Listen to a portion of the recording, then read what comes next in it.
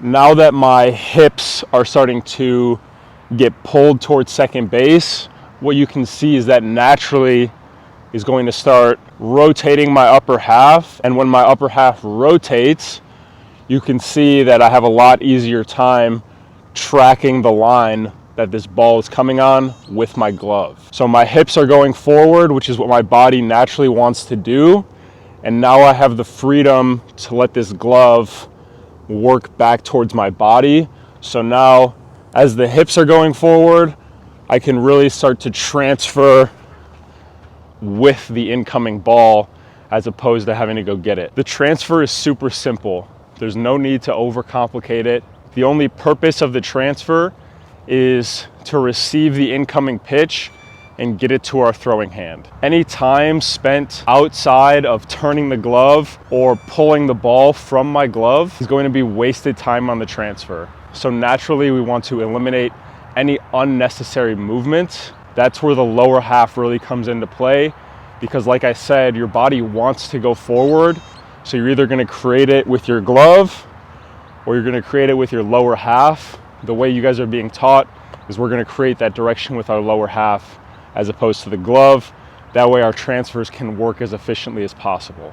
The transfer needs to be as simple as possible. Any time spent outside of the wrist turn or me pulling the ball from my glove is going to be wasted time in our pop time. That means we need to make this move as efficient as possible. That means my glove needs to be tight to my body when it's rotating, and that means that the line that I pull the ball out of my glove needs to be in as straight of a line to scap retraction as possible. That's then going to give our lower half even more time to create force to carry our throw to second base. If my transfer takes too long, my lower half isn't going to have the proper amount of time to get my throws going. The way that I teach the transfer is first things first.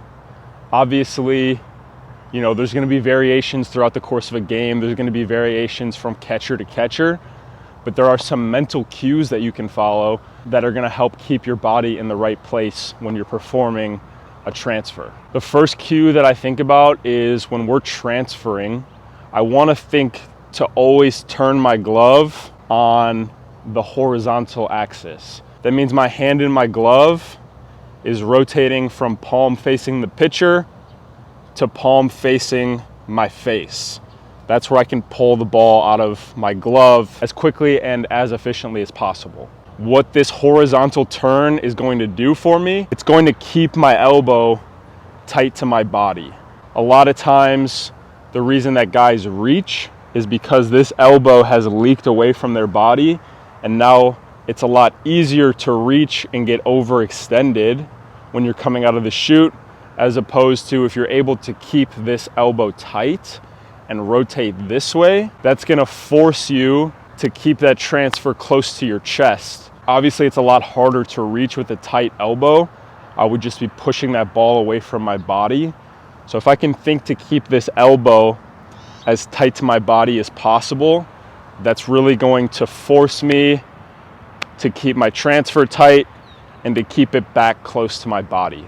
So when you're going through your drill progressions, you're gonna have some transfer drills this week. The focus is always going to be setting the scaps before we perform our drills. We want us pulling the ball out of our glove to be as tight as possible. That means if I can preset the scaps, my pull from my glove is going to be a lot tighter. When I'm performing these drills, my back is going to be very engaged and I'm going to be very focused on keeping everything close to my body.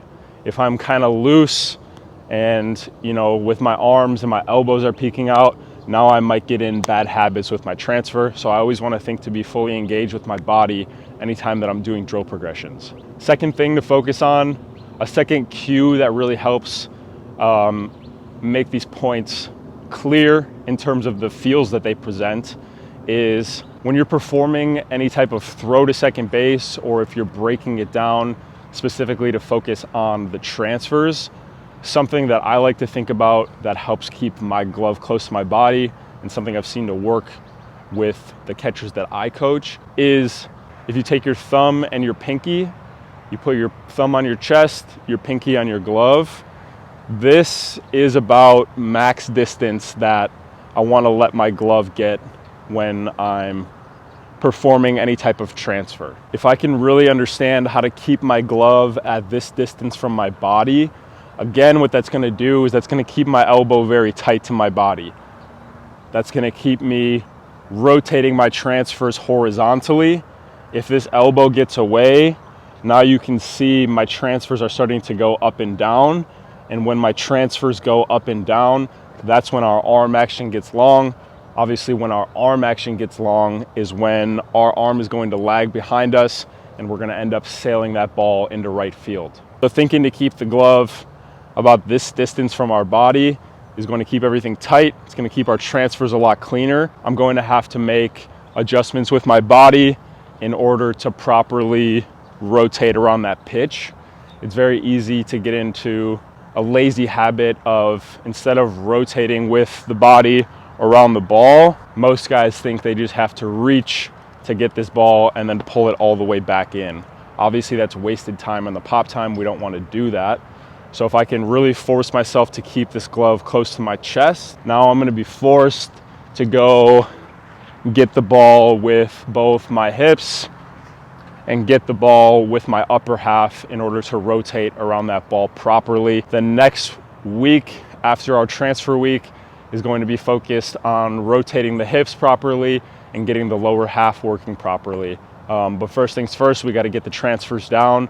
So make sure you really understand these concepts, watch these videos multiple times so that you can connect the dots on these things, and then go ahead and implement it into your drill work.